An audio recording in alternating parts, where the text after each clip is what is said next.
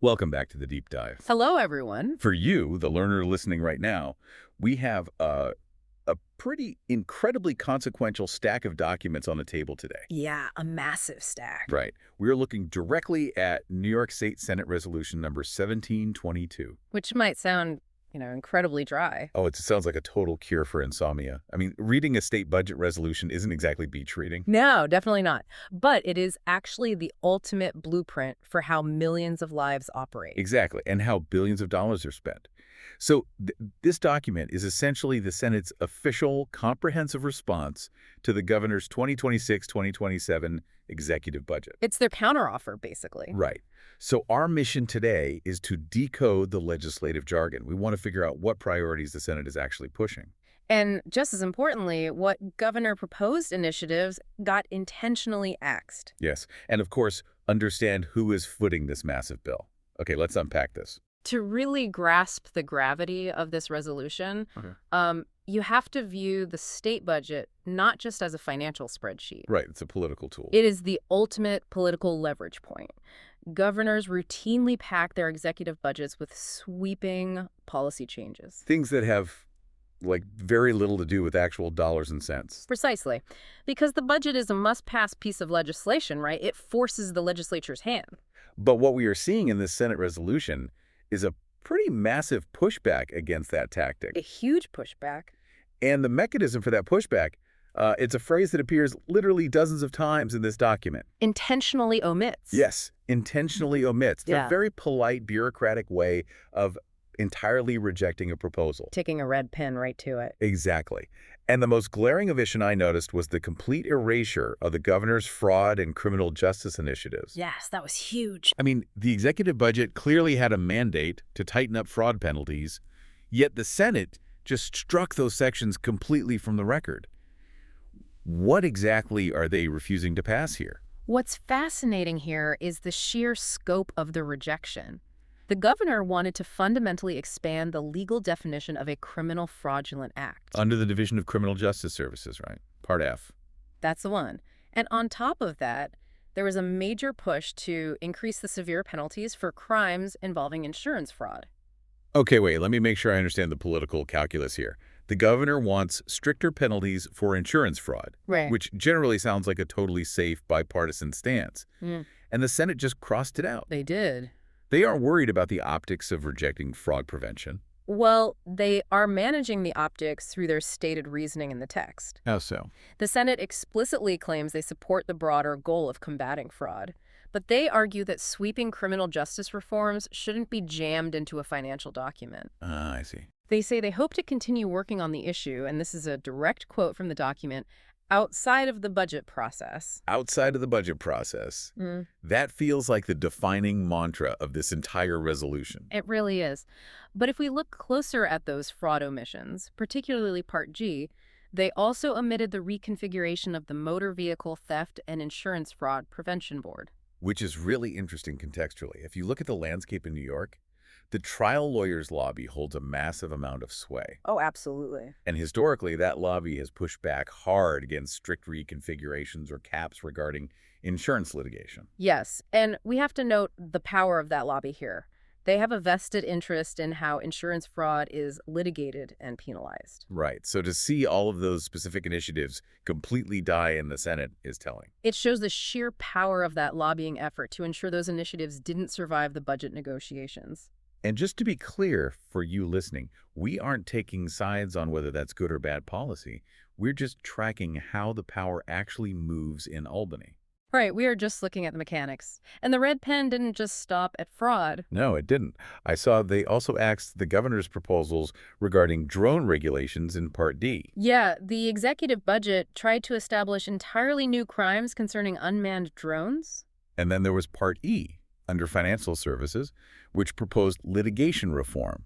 Again, intentionally omitted. More punted policy. And they also struck down major proposals regarding federal civil immigration enforcement under the Department of Law. That was Parts L and M. Correct. Yeah. The governor wanted to restrict federal immigration enforcement at designated sensitive locations, but the Senate punted these to be handled outside of the budget, too. So they reject the governor's framework on all these policy fronts.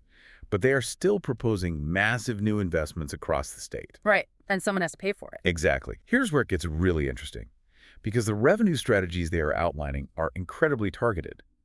If they are rejecting certain savings and funding massive new initiatives, where exactly is the money coming from? It is a clear trend. The legislature is looking to pay for their initiatives by heavily increasing taxes on New York's wealthiest residents and its largest corporations. Which, wait, that sounds incredibly familiar. It does, That doesn't is it? very much in line with what the new New York City mayor proposed. Precisely. Increasing taxes on the most wealthy.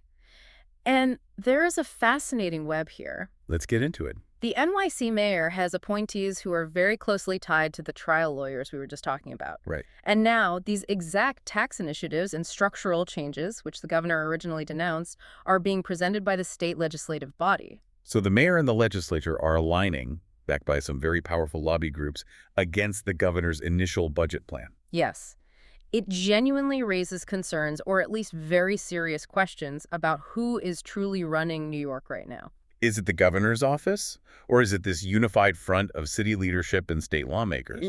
Again, we're just looking impartially at the sources, but the alignment is undeniable. It is. So let's look at the specific details on these tax increases. Okay, what does this look like for the top earners listening right now?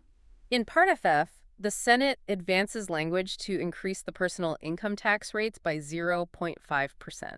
And that's specifically for the state's two absolute top tax brackets, right?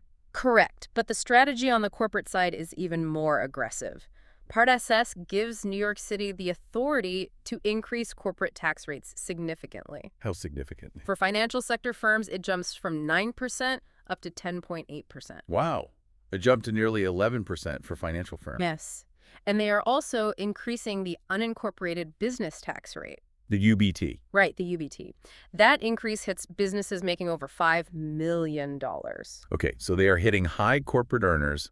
What about real estate? They are targeting that too in Part TT. They want to increase the NYC real property transfer tax rate for 1 to 3 family residences valued at over $5 million. High-end real estate is getting squeezed. Exactly. And it's not just raising baseline rates.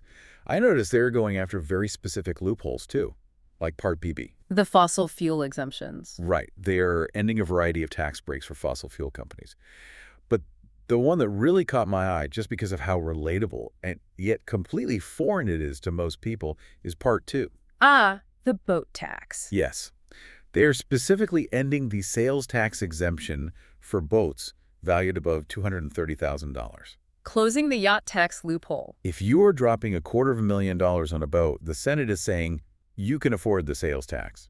If we connect this to the bigger picture, you can see how this revenue strategy ties directly into their vision for restructuring the commute. Let's pivot to that. Yeah. Because for you, the listener, the Department of Transportation and the MTA dictate your everyday reality. Absolutely. The Senate is pushing the MTO to study completely new payment structures. And this is where it ties back into that mayor and legislative alignment, right? Yes. The traditional transit model is rooted in flat equality. Everyone pays the exact same $2.90 or whatever the fare is, regardless of income. Right, equality. But the Senate is forcing the MTA to look at payment tiers based heavily on economic status instead of flat equality. You see that most clearly with their push to expand the Fair Fares program. Exactly. They want that program to apply to a much larger universe of riders, providing discounted trips based strictly on economic need. And they are also trying to break down geographical borders, like Part AAA. The field study. Right.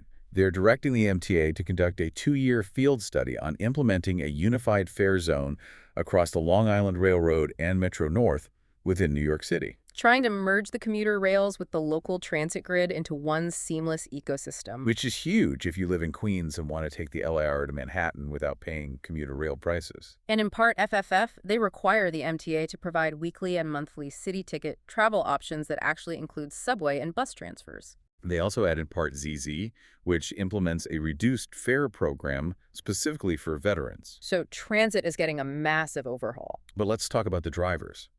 Because the Senate has a very clear carrot-and-stick approach happening for the roads.